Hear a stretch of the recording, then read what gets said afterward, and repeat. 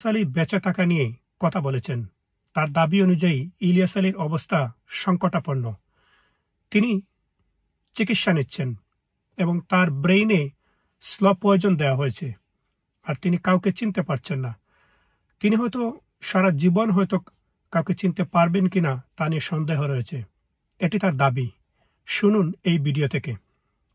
ইলিয়াস আলী ভাইকে নিয়ে দেশে বিদেশে জল্পনা চলছে, উনি বেঁচে আছেন কিনা। আমার বিভিন্ন সূত্রে আমি কথা বলেছি ইতিমধ্যে,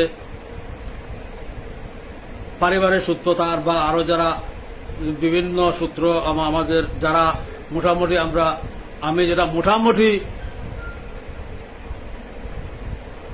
বুঝেছি, অনুধাবন করেছি, জেনেছি যে ইলিয়াস আলী বেঁচে আছেন। তবে তার অবস্থা অত্যন্ত আশঙ্কাজনক, অত্যন্ত গুরুতর।